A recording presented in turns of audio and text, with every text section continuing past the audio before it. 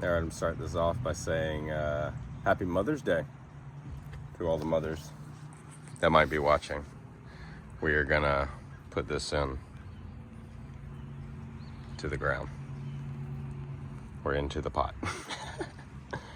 What is up? It's a cloudy day, but it's like fire clouds, not rain clouds. So anyway, today I'm gonna repot this. It's not gonna all be on camera, but different bits and pieces broken up. I think it's a good size to start with, a little bigger than I would. I prefer, new saplings, but I had this existing pot. This is where my rain pod, it was called a Nicker, N-I-C-K-E-R nut. And it died from winter. So I'm going to attempt to reuse the pot because I do like how it was set up. Again, this is another one that I water from the tube, not the top, because the top will retain moisture longer. It's actually been in the rain under the elements, not under the table. So that's what I'm gonna do today. I'm gonna pull all this out. I use the lid as a tray. Do that in my reptile room with isopods a lot. And I think in this case, it's gonna be helpful out here. So take this out and see where we get. And it may not survive, but again, it's an attempt. Even that still feels like it has life. Why hasn't it come back? Oh, that's not life. Who knows? The other one died too. That one's older, way older. So in this case, quite durable. I'm gonna dig that up, like I said. So as I pull it out, you can see just how dry the bottom is when you don't water. But that's where my root went, and that was from seed.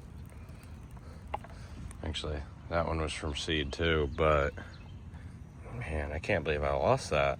That was a healthy looking root system. Maybe it's not dead. Maybe it just hasn't come back. I don't know how these react to the elements, to be honest. There's a seed pod that I have. They sound like rain. And so I held on to it and decided to grow them, trying to get more pods. But hasn't been successful. So I'm gonna get this in and we'll see where we are. I'm gonna try to layer it deep enough. Yeah, it's soft down pretty far, so I can work with this. I'm attempting to get it down there. There's a coconut fiber layer down there, and I wanted to get it to that layer because that's going to be where my first bit of moisture actually retains. And I can push this. I can feel it slowly going in without breaking. So anyway, that's about as deep as I want it. About as deep as it was on the road. Yeah, so that'll be the idea. I'm going to straighten it up and see how I can make it look nice. And obviously I'm going to be working with the height that it is, not going shorter because it's a pine tree, unless it puts off new growth lower, which I doubt in this case it will. As you can see here, I went and got some water. So I do want to water in this case because this stuff is so dry, and I want to make sure the bottom fills up. So I might give this a few minutes just to dry out a little. See how high the water level actually does come up, and if it comes up. That's what I'm going to be looking for. Or some more. The wicking on the marbles is nicer, slower than using hydro balls or stuff like that. Perlite. Perlite's kind of slow. So I just want that to ease off before I pour, or I want it to sink before I put the dirt in. I don't want sitting water, but as you see, no water's actually going to the base, so it is just dispersing through the, this is an active flora layer. with the perlite underneath. And then, I'm not sure where this is. Sphagnum, probably. I think that's how I layered this one. All right, well, I'm gonna straighten it up.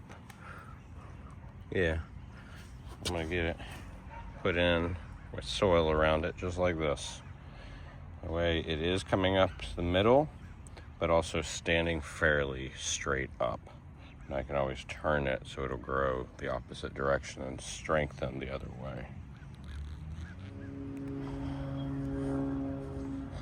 Then when we come back, we get everything packed in. Get it nice looking. We can water a little, but you don't want to put too much because it is going to retain the moisture with the glass. It's not going to evaporate out the sides. It has to come out the top. So I would only do just a little. That way it can sink in and doesn't stand on the top and you still got some dry on the edges. The other place that's hard to seal is the tube, so you generally keep airflow there for a little while until the substrate, at least the sand and dirt, sinks into that and seals it a little tighter. So, obviously this isn't going to fit under the table. That was actually expected. So I'm going to plan to put like a sand layer on top.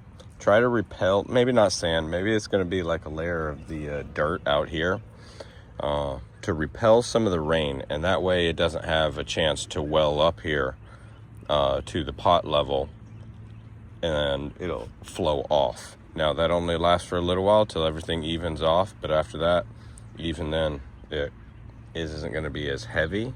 Now, this wasn't built to be weathered. It was built to be under a light indoors. So, I don't know what direction I'm going to go with it right now. But when I tilt the pot, you can see the water in there. And that's really all we want to see. Just a little bit of water down in there.